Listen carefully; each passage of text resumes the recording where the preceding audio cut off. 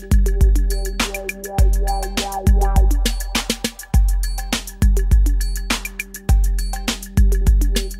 we do it? Yes. Alright, Let's get to it. So, hi everyone. I'm Maria here from Culturala. I'm here with... Tabea from Muti. Nuno from Muti. And we basically decided to have a chat and speak about all things Web3, all things DAO, all things the, future of crypto art and art in general. And how do we actually work together in the world that we are? We also thought that we'd speak a little bit about Culturala and about Muti Collective. And perhaps we can start by you guys telling us a little bit about what you do. Yes, we can do that. So we are a creative or artistic collective based in Portugal. We also run a DAO, so we work with Web3 technology. And we are a registered non-profit cultural association. I'm connected to the cultural area since ever, basically. So I've been working on festivals and associations and on everything that is related to culture. I moved to Portugal 7.5 years ago, and since then I'm floating around in this area, I would say. I have been doing music for the past 10 years. I've busked on the streets and worked as a chef, different places in Europe. And right now I'm also connected to producing events and creating music, basically focusing on these two projects I have. Yeah, and I run Culturala, which is an art theory journal that is lying around somewhere, aimed at finding a new language to speak about contemporary art. So I wanted to start kind of from the very beginning, because Muti Collective does a lot of things. But first off, you're a DAO, so a decentralized autonomous organization. You're also, as you said, a cultural association, and you work with Web3 technologies in different ways. So if we start from the very beginning, what is Web3? Why did you start working with it? And what did you find so fascinating about it? So we started working with Web3 about 1.5 years ago because there was a creative hackathon. So basically we were able as individuals to submit ideas that connected creativity and code or the technology of Web3 without actually needing to know anything about code. And with that you would receive a couple of rewards. And Nuno and myself had the idea of creating a collective that is using Web3 technology to also work with a more fair governance system and to reward artists. And in order for us to actually participate in this challenge, let's say, we had to create a DAO, so an on-chain governance model, let's say. And this is how Muti was born. Web3 as a definition basically is the future of the internet, like the third generation of the internet. What does that actually mean? Because a lot of different people are working with this as a sort of experiment. Is that a right way to understand it? I guess you could call it an experiment, but it already has proven itself as a quite valuable way of thinking and using the internet. So in general, the main difference is that compared to Web 2, in Web 3 you actually are able to own and even if you want to monetize your own data. So we already know that big companies, for example, use our data to then gain more visibility and also monetize it, where in Web3 you are the one holding the keys to your finances, to your content and to your data, so everything you want to put out is basically within your control.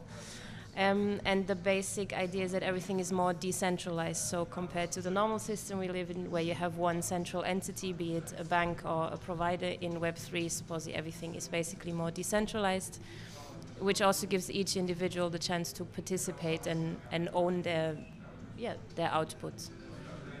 So, and then the DAO, what is that and what does that mean? Because I know that if you go, for example, on Muti's website, there's a lot of open source, basically open documents about this is how we make decisions, this is how all the process work, every conversation that happens is there published, and that's a big part of running a DAO as far as I understand it. What does it really mean? What does it mean in practice? Well, I think right now it still means a lot of experimentation. It still means a lot trying to understand what do these tools mean in like a social experiment kind of context, because as the name says, it's a decentralized autonomous organization. But to kickstart, it kind of has to come from a centralized point. Because that's a bit how we started. So we started with this idea from the hackathon, we developed these ideas and then created DAO in order to fulfill them. But at the moment, all the information is transparent. Everything is transparent on our platforms. What it means practically is that we use it for decision making. We use it for the community to interact with proposals and with ideas that we have, as for example the stipends, this kind of project that we are having input from the people that are part of the community. They can vote and participate on the project to the DAO. So like every vote, everything becomes legitimate by the online identity from everyone. I think what's maybe important to understand for someone who might be watching this and doesn't know anything about DAOs or code or technology is that originally a DAO is basically a certain kind of code or smart contract that would be able to execute something. So a DAO would not necessarily need humans to execute something. Like imagine a vending machine that sells chocolate at the airport. If this would be a DAO, it would only be robots dealing with things like you put the money in, the robot or the code lets the chocolate fall down, picks it up, sends the money. So no humans are needed. The platform that we're using allows it for everyone who has a crypto wallet to basically join this.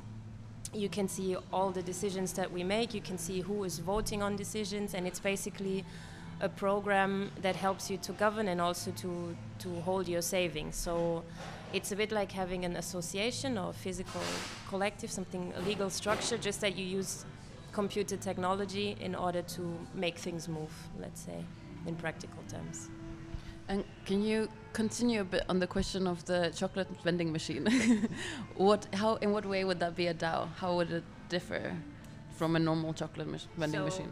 If you would think as a Web3 chocolate machine that is using smart contracts, let's say, to execute things, and Nuno would go to the machine, would put the money in to receive a chocolate. So once that machine is empty, a human needs to go there, fill up new chocolate. Once the machine is full with money, the human needs to go, put the money back into the bank, maybe exchange it, all of those things. If this would be a DAO, if it would be used with smart contracts, basically all those little actions would be smart contracts or little robots that would do it. So it would run autonomously without a human interacting with it other than buying the chocolate, basically. So this basically means that the DAO, the structure that we have, can run independently from, for example, a governance or like the country of Portugal, you know, the political decisions, because it's in a sense autonomous and all of the members decide what we want to do with it or how it will move forward. So we're autonomous in that sense, if that helps. Yeah, makes sense. So with Muti, what is it that your aim is? What is it that you actually do? I understand that going into 2023, you have a bit more direction in what you want to do, and you've been experimenting with a lot of different things and doing a lot of different kinds of events. I also know that you've basically redistributed quite a lot of money to different artist projects. What have you been doing in the past time? What's your aim with Muti today? You go. I think one of the aims is to keep doing what we're doing. So being able to keep on supporting projects like from upcoming artists, mostly from artists that are finding their way in the art world and maybe are getting a lot of this strong conflict of how the art industry actually works and all that. So this is one of our main focus, to keep on supporting that platform. Of course, it's now a little bit more limited because we are also understanding more and more ways to legitimize this also according to the laws. That's why we created the association and all that, so we can also apply to other streams of funds. But I guess one of the biggest intentions is to keep on doing what we're doing and maybe prepare some residencies for the next year. We already have 2 or 3 ideas in mind, maybe some events, and keep on trying to do weird stuff outside in nature with cool people. I don't know.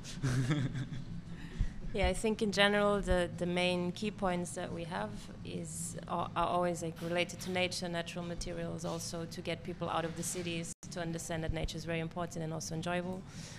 They should be protected, obviously. To support artists, be it through creating exhibitions and visibility, but we also know visibility doesn't pay a rent. That's the classic, oh, you're a new artist, you're just going to get some visibility. So we also want to keep on providing the stipend so that people, artists, can apply for receiving a recording session and also receiving a stipend to create their projects, the artistic residencies, and everything that is in between. So the beauty of this it is that it's quite wide, I think. Yeah, something that I find quite interesting with what you've been doing is that you actually host basically open calls. So you have an open call and you say, so who right now is looking for, I don't know, 500 euros, I think it is? 300. $300 in order to do a project. And it's an artistic residency form, right? So people can use it to develop projects rather than necessarily have a specific outcome. Is that right? Yeah, the idea behind this was that, so when we started, we had the opportunity to receive a monthly, like a mini grant from a coin which is called NIA. So we were able to basically distribute those funds to creative projects. So most of those funds didn't stay with us or the DAO. They were really used to educate artists and for them to get to know the crypto world and receive funds to work on a project. And the interesting thing I think about this is that now when we receive those stipends, we in the council give a vote, obviously, but then all the other visual artists that already worked with us or received the stipend previously also give a vote on the next stipend. So this is a way of how we use the technology, and we don't need a lot of Excel sheets or anything because this program allows us to add all the info and the visual artists just vote. So this is kind of how we use the community and also the technology to combine this and give a bit of, power to the people, basically. And actually, in terms of that, you're already talking about community and how to empower communities and the direction we want to take with that. We were talking before at lunch about what is a community? How do you create one? What is necessary for it? And some of the things we were talking about is, because Culturala also works as, we call it more of a network than a community, but it's all kind of synonymous. And we've been exploring that question quite a lot. So not even necessarily what is a community, but how do we relearn how to create communities? Because I think that a lot of the modern world means that people are fractured, and Culturala started with the problem of, okay, we have to find ways to interconnect artists, writers, audiences, because at the moment an artist can create a work, but the way that the audience interacts with it has nothing to do with what the artist thinks. And a lot of that is maybe education as well, or finding a language, but it's also finding ways that we can operate. And as far as I understand the way that you're doing things, you're looking for a governance system, or even just by using this platform that you're using, to avoid Excel sheets, to maybe make it easier to, actually do a vote. How has it worked? What have you learned? What do you think about it in general? I think these tools help mostly in trying to create a democratic way of governing things, because it makes decision making much more transparent and direct. So of course, if we make a poll in our Telegram groups, WhatsApp groups, we know who's voting in that. But in this kind of scale, what's happening is the artists themselves, they are interacting with the code. So they are interacting with something that is inherent to this DAO, and it's inherently democratic. So something can only be approved or not. Let's say they can always be disapproved. Decline. Oops. It can only be approved if a certain amount of members participate. So I think what we said now is more than 50% of the people have to express an opinion, have to express a vote, and this kind of helps bring that democratic kind of system into this artistic and kind of elitist decision making, where usually we don't know who chooses the pieces. We don't know who's choosing who's curating the artists, and a lot of times it goes through a process that is not interactive with the community. So this in a way brings democratically the community into that process. So it's not us deciding, it's all of us, and that on a sense makes it a bit more interesting, because even if we started this project, if the community that is participating in this project thinks that those artists are not fit, or they are fit, or whatever, they have the voting power to change that in those parameters. So I think it makes the community part of it a bit more tangible, rather than we are here, come get something if you need, tell us what you have if we need something. In here it's a bit more come participate if you want. And then it's open for someone to participate or not. So just a question. So if, say that I received a grant in the very beginning and I am therefore part of the vote, do I have to be part of the vote? Do half of me and everyone else that kind of got this grant have to be part of it, or? I think at the moment we do that as we hope so, because we, of course, we try to work a lot in this human level. Like there are some things that are going to change because we are based in Portugal, and the Portuguese legislation is going to change regarding cryptocurrencies and this Web3 stuff. So it might change a little bit, but on the other hand, it's like whoever works with us receives this stipend or as an event with us and all this. We try to, show that there is an opportunity in here to participate in this, and then it's free choice, free for all kind of thing. Yeah, I think it's also, so until now the reaction from all the artists that worked with us when we asked them about if they would like to participate in the voting was actually quite positive, because all the artists until now have been very happy about the stipend, so they also understand the value it can have for someone. So they were actually really happy on participating and maybe shaping the way a bit. So I think until now it was like there's no financial background or any effect for us. It's literally for us to also give a voice to those people who can understand what the impact of that might be. And then if you would do an event, for example, for you to use some of the money that you've been awarded through these mini grants, you would also put that through a vote, or how would that work? So all the way it works is basically all the money that is kept in this DAO only can leave after a vote. So only if 50% of the council, for example, says yes, we agree on using that money to rent a sound system or to pay an artist, then it goes out. So we always vote on that. Until now, a lot of those events have been possible because we had those mini grants, and so we were actually able to reward artists who played in the middle of the woods, for example. We didn't need to ask for any ticketing, but we knew artists would be able to receive a cachet. For now, we still have a bit of a buffer, let's say, but for the future, we also need to, work or look for sustainable alternatives and create events outside of this scope.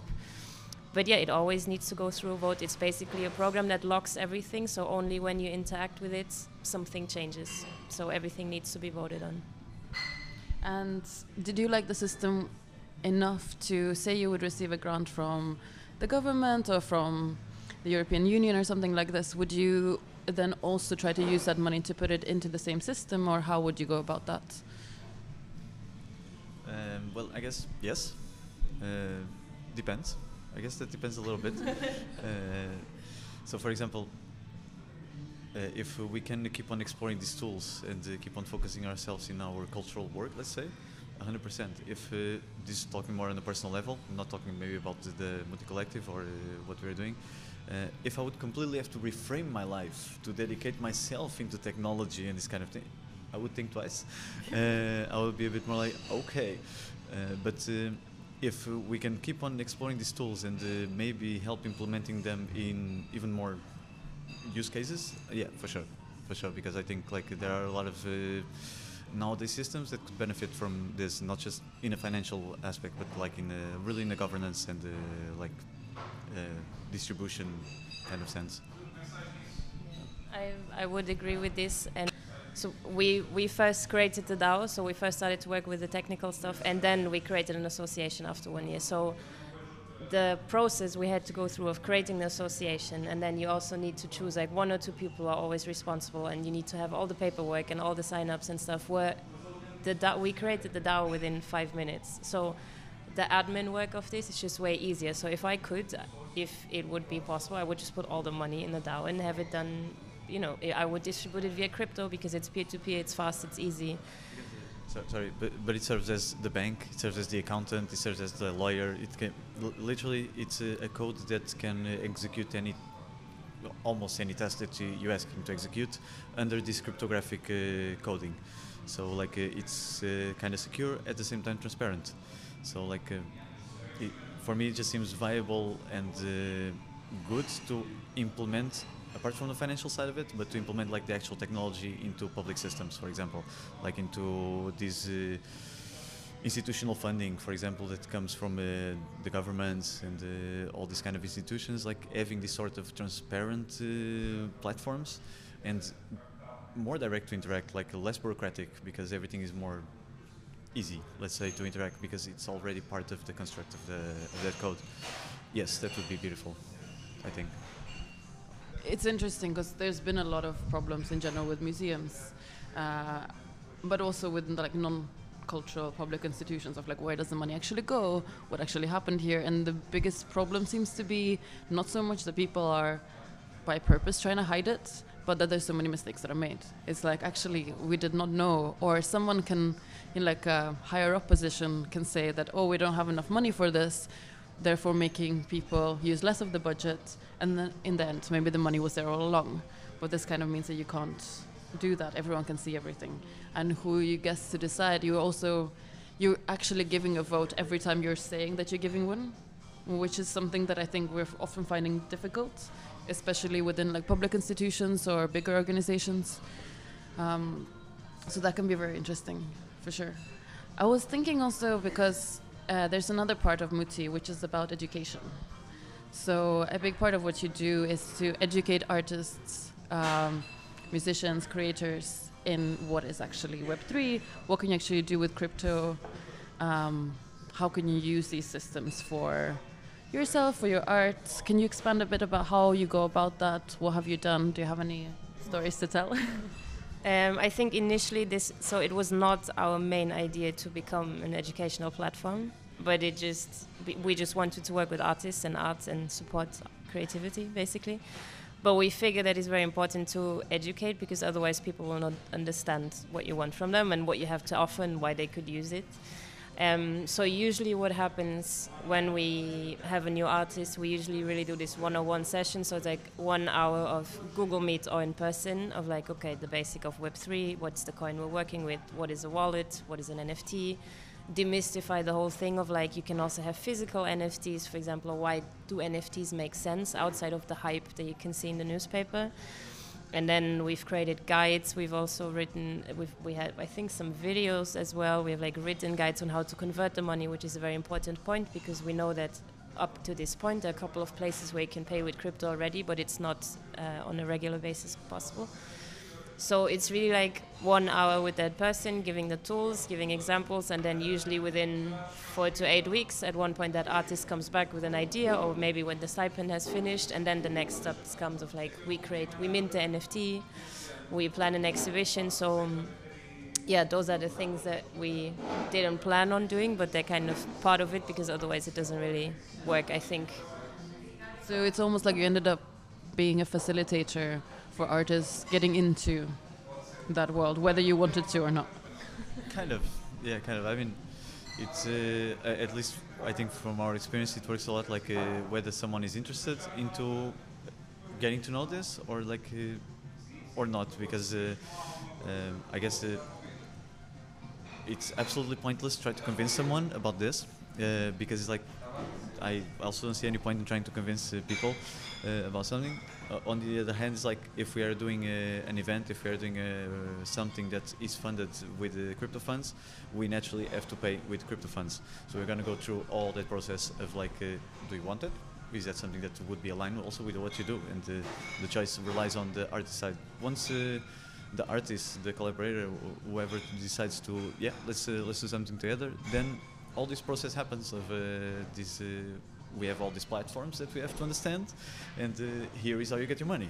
So we have to naturally pass by that process, also to demystify a little bit the idea that it's a scam, because it is. Is it not a scam? Well, I like to believe it's not, guys, but it stays in here in between us. What we do is legit.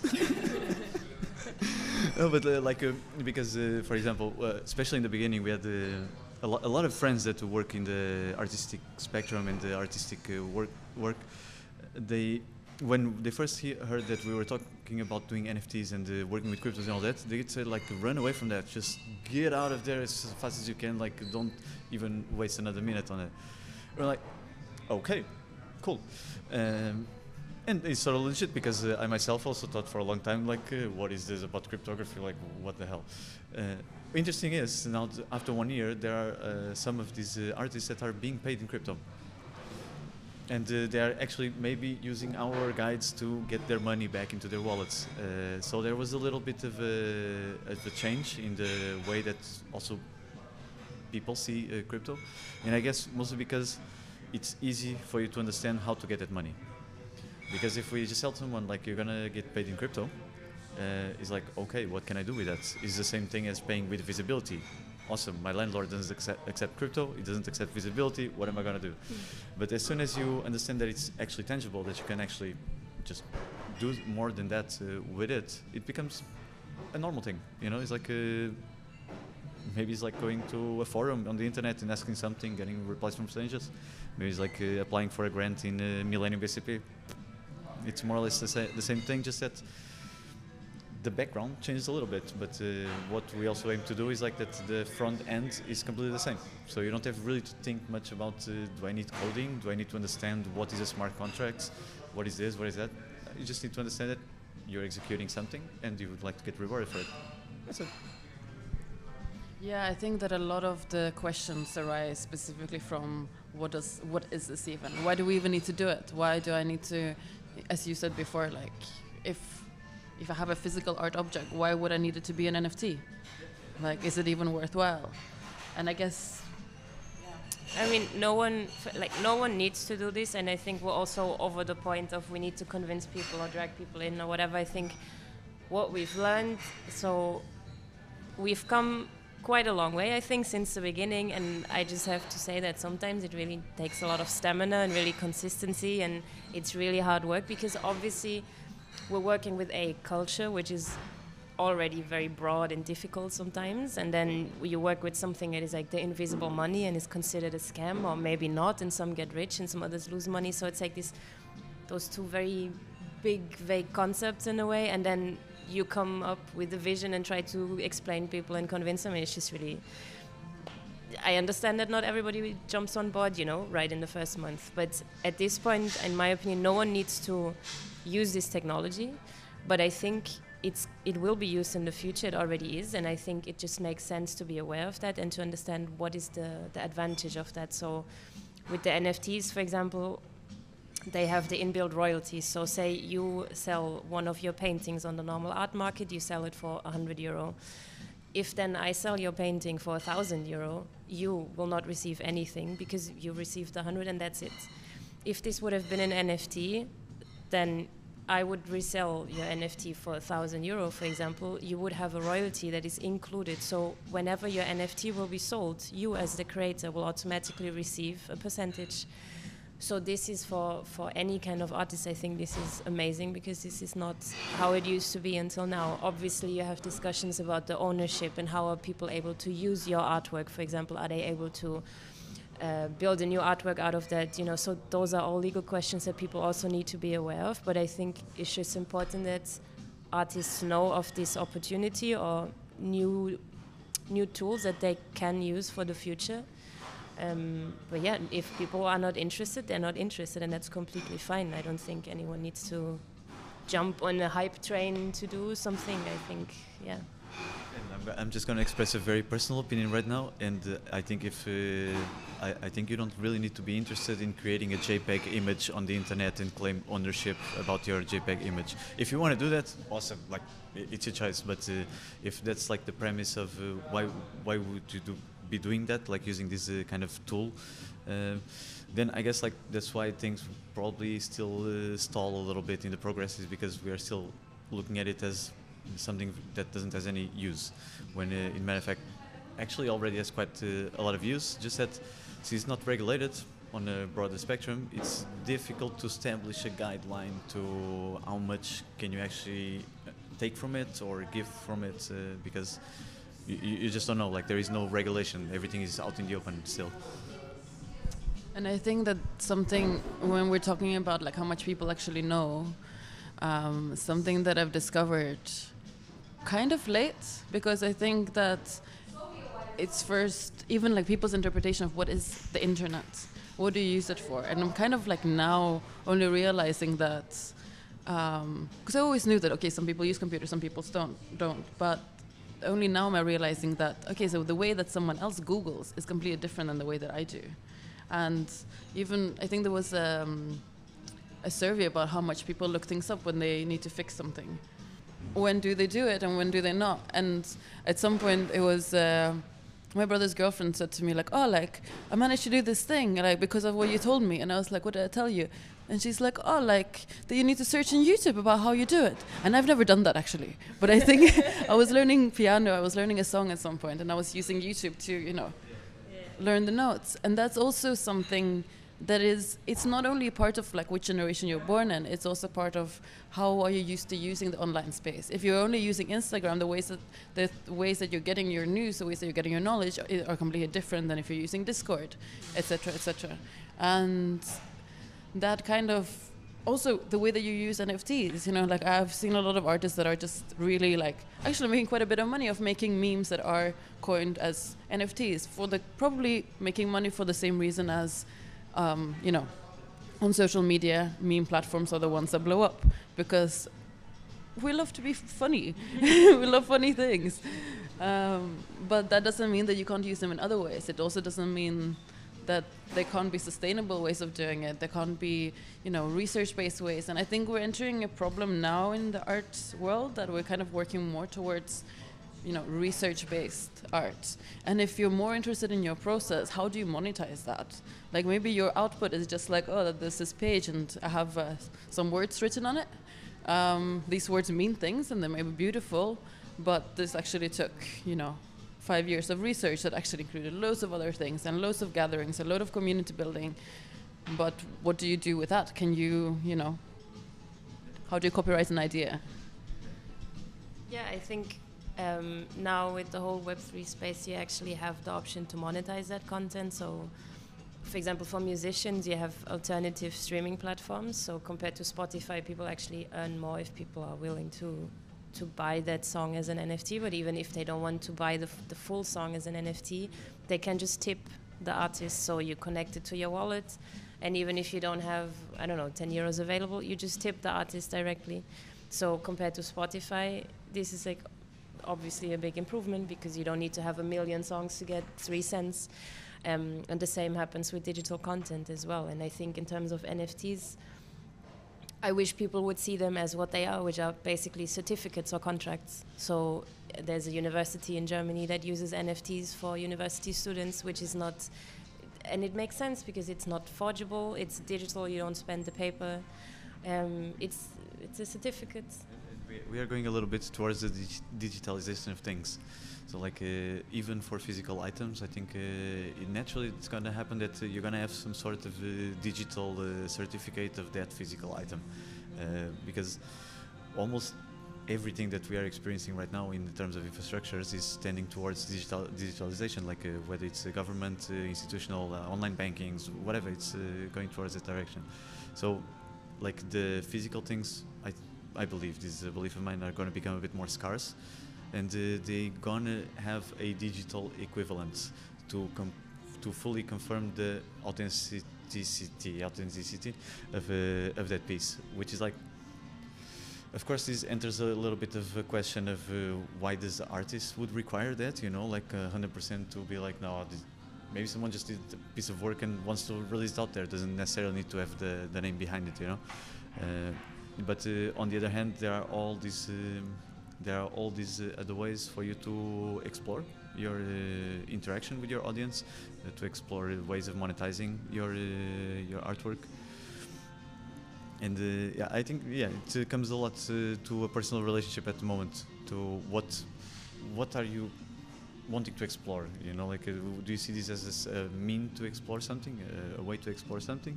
Do you see this as a way to maybe try to make some money? It's possible for everything, so it's about how you put yourself into it and research it, basically. So my last question in this part is, what is it that you guys want to explore with Web3 in the coming few months? Personally, I think I really like to create things that have kind of a contrast. So I really enjoy when we do physical events that have some kind of digital aspect, like be it a metaverse projection or kind of a stream, even though I know after COVID we're all really fed up with online streams. But I think it's really cool to have a stream from an actual event being projected somewhere else, or doing those kind of things. Also, in terms of muti, I think I would like to explore sustainable and alternative ways of supporting art, obviously, because as we've said, we've received many grants and we have been able to create kind of a buffer, but obviously we work with arts. We want to keep on supporting artists. So we also need to figure out a way how to do this. And I think, yeah, like for me, this whole Web3 system just like made my brain explode. So I have plenty of ideas, but we just need to decide on which one to follow, basically. I mean, pretty much the same. Like, I look very much forward into doing a lot of things in the real world, and like, of course, trying to implement all these tools and all that as much as possible. But for example, for Web3 itself, like, I don't see myself really researching technology or like going towards development and all that.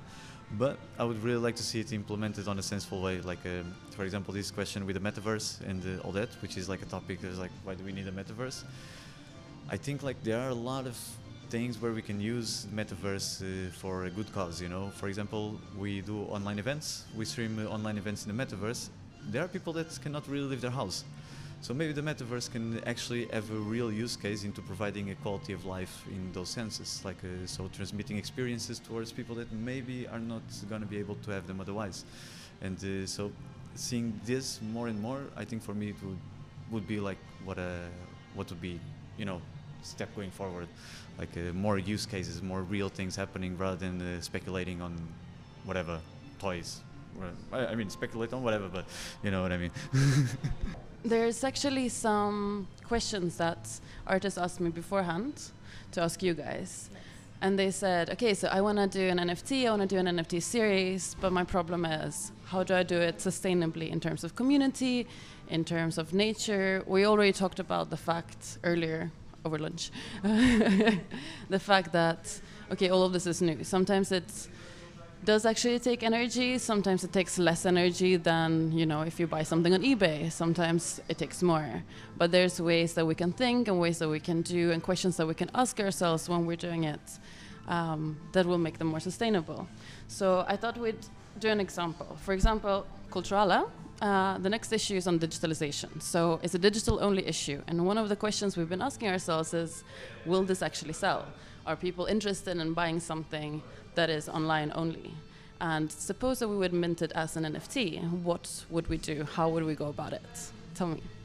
I think so. The first question you would want to ask yourself is, so if you care about nature, you would choose specific blockchains or specific kind of blockchains, let's say, that are so-called proof of stake, which the explanation now might take too much time. People can Google it. It's called proof of stake, for example, which basically uses less computing power and is therefore better for the environment.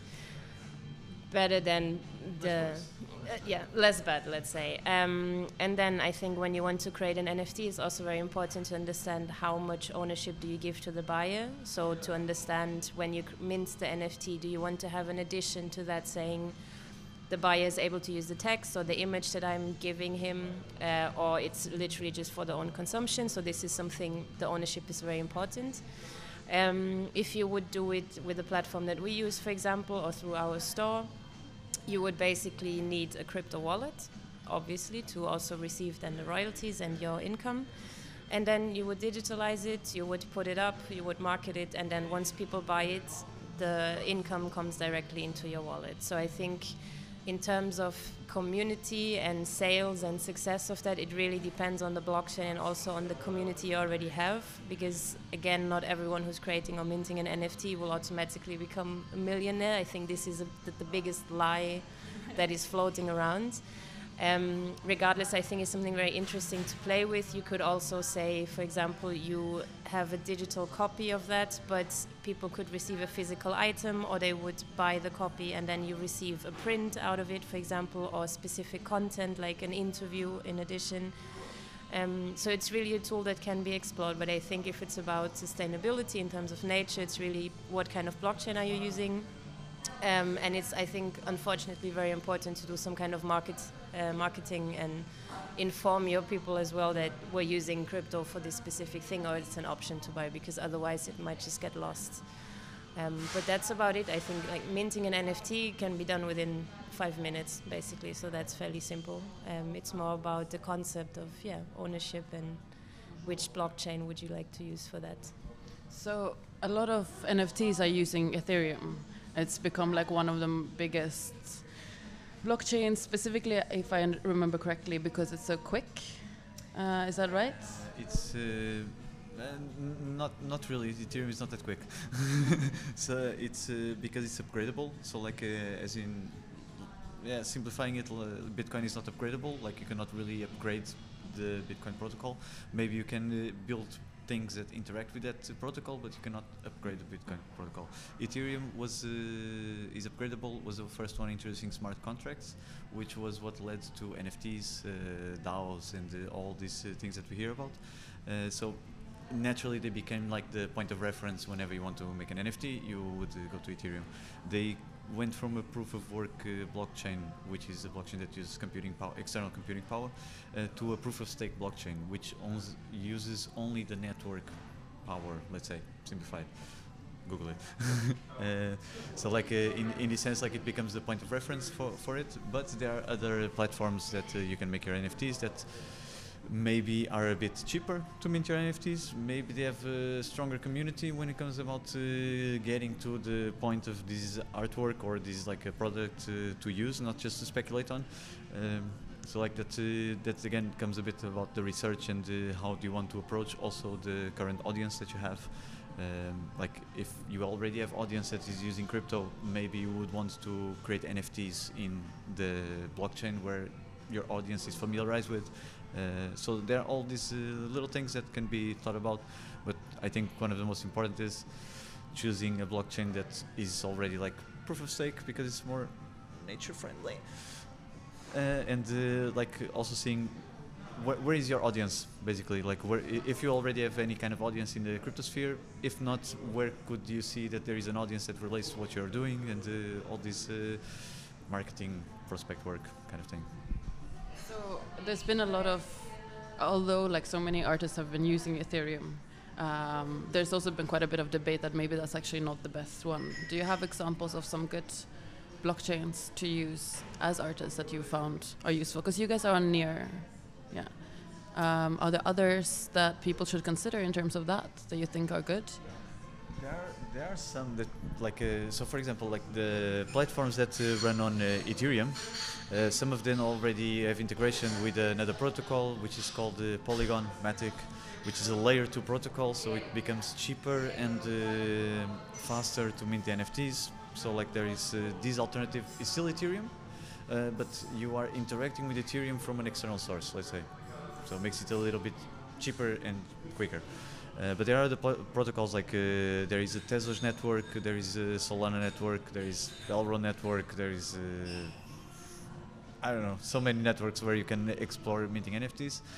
But in this is more about like whether there is audience there, whether there is a volume of people using those platforms.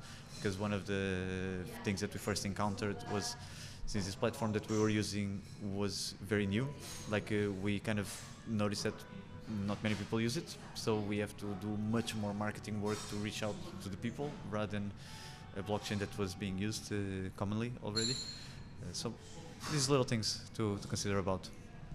So if Culturala or the next issue of Culturala would become an NFT, we would probably first decide which blockchain, and then we would open a crypto wallet of some form, and then we would just go ahead and mint NFT. How would we do that? We basically go on the website of the blockchain, or what's the actual? In general, like very simplified, is basically you go to that minting platform, you upload your content, you add the royalties, you add all the info, you maybe add the info about the ownership and how can people reuse the content, and then you basically pay for the upload, usually if it's not a lazy minting, and then your NFT is minted, then you add a price and maybe copies if you want to say you want to sell 100 editions. And then it's there, and then the rest is about reaching out to the community, to create marketing around it and a bit of buzz, to basically be sold and be visible within that. So I think, what we've experienced with NIA at the moment was that there's a very strong community, but it's not very for curators or collectors. Like, it was not very interesting for them simply because it was new. So we also started to create like digital NFT fairs together with other DAOs to basically support those artists. So each DAO would buy NFTs from other DAOs and artists to create this kind of economy, let's say. But regardless, we also haven't found a recipe that works 100%. It's a lot of experimentation. It's a lot of reaching out to other blockchains or for example, artists, or to figure out what makes sense. And I think especially if a platform allows you to work with physical NFTs, that's where it gets very interesting for us, because then we can sell the items we already have, but in a physical manner. So yeah, if you would want to mint, it's a lot of experimentation. We're happy to share the knowledge we have. But yeah, definitely depends on marketing and a bit of research, as with everything, I would assume. What's the biggest myth that you've encountered when you go up to people, well, maybe not on the street, but somewhere, and you tell them what you work with? What is the biggest myth that you found that people have about Web3? Or the strangest one, maybe? Everyone who works with crypto is a millionaire, and it's just about JPEGs on the screen. I think that one is the most generalized. Is as soon as you kind of mention that you work with crypto, people like assume right away that you're making millions of money, and you're, oh my god, and it's like, no. I still I fix my car window so I don't have to pay the mechanic because I can't. But that, or like that, it's all money laundering system, which is like, it is, but not more than the traditional financial system, which is much more even. Also that it's not real. I think that it's not something real or tangible, or you can have it only on your computer screen, which is not. We've proven them wrong, because we do physical events and residencies, and we work with crypto, and you can have physical NFTs and a physical artwork. So I think that's also a good one. Yeah, I think in terms of that, one of the things that, because most of the artists that are part of the digitalization issue are violently against NFTs. The reason I found is actually not to do with the environment or question of, technology that they can't access, things like this. It tends to come from like a despise of capitalism and like a desire to not interact with finances in the same way as, as artists, we kind of all have this double problem. Okay, we need to make a living, but we also don't want it to at least look like that we're here for the money, or that we even are taking money for it. In fact, it's all going to look free. And I think with crypto, sometimes it's harder to do that, but more often than not, it's pretense. Because I think in the end of the day, we still do need to make money. Sometimes we do it through other means, and that's great when we can make art for the sake of art, and then, and crypto maybe is also scary because it means that you need to actively interact with like the legal system and the financial system, and you need to make decisions on that, but it's something that you don't want to make any decisions on. I think in terms of capitalism, we all understand that, but we need to realize that we live in the physical world as well in capitalism. So we are facing capitalism no matter what. The difference with crypto is that you as an individual, in my opinion, you can claim ownership of things, and you just because you work with crypto, you don't need to work with DeFi, so with decentralized finance. Neither just because you have a bank account, you need to go to the stock market. So those are just different faces or facets of it. And the reason why crypto, it's not even crypto, it's Web3, like the decentralization of things makes sense because individuals have a bigger chance to decide what they want to do with their outcome. And that for me is the difference. I understand that people don't appreciate NFTs as a JPEG on the wall, but as a certificate, I think it makes a lot of sense. So I think it's just bringing that education out for people to understand or see a different side of it, in my opinion. But all of those are capitalistic. It's capitalism. Like, no, everyone who says something different, in my opinion, is a liar. That doesn't make sense. Yeah. No, I think so too. I think it's because it means that we need to decide ourselves as a community or as individuals of, okay, so this is how we define the money we get. When this is resold, this percentage is always going to go to whatever it's going to. Or, probably if I would mint Culturala as an NFT, we would probably make sure that for each time that it's sold, a percentage goes to each writer or artist. And that's something you can't do transparently in like a banking world. I guess like it's a bit also how you interact with this. I've always follow a little bit on how you interact and what's your intention behind interacting with it. Because if you interact with crypto only for the sake of getting some money, investing on whatever it is and hoping to get rich, you are interacting 100% with capitalism. You have a capitalistic view behind it, and that's it. And okay, that's your intention with it. But if you research a little bit on what you're putting your money, and you maybe are actually putting your money in something sensible, okay, you are still using a platform that was generated by capitalistic ideologies and mindsets, but on the other hand, it also helps you investing on things that you believe. If you do a little bit of research, of course, like it's not about going to that exchange platform, seeing what's the top 10 trending and here is my money. No, it's more like maybe you research a little bit about something that you experience in your life, in your work, and maybe there is a cryptographic equivalent to that. And if you feel like having some savings or whatever, I don't know, put it in something that you find sensible. And if it goes to the moon or not, like people like to assume in crypto that everything goes to the moon, then that's something you have to see for yourself, whether you want to take those risks and these kind of things. But yes, it's a capitalistic world, and we all have our conflicts with it, of course. But still, if I'm working, if I'm working in a kitchen as a cook, like I'm still interacting with the capitalistic world. I'm getting money. I'm providing a service. Someone is profiting over me. It's capitalism. So. Like, try to assume it as don't try to face it as how you want to face it, but see it a bit like it's more about how your intention is when interacting with it. If you are in it to take advantage of others while making money, yes, you are engaging in 100% of a capitalistic system. If maybe you are seeing a potential for a tool or for some project that you really believe on, like someone is reforestation, like the reforestation of Pedrógão Grande, for example, after the fires, maybe that's like a good capitalistic investment, if that is. I don't know. Yeah. So in other words, we should all agree that let's do research. Yes, do your own research. Do your own research for sure. Yes. And like, if you want to invest on things just for investing, it's up to you. Like, it's up to you. Do your own research, make your own choices. Own your keys. Own your keys. So one important thing: if it's not your keys, it's not your money. Lovely. Thank you very much, guys. It's been great to speak to you. Yes. Thanks for having us. Thanks for having us. Very nice. Thank you.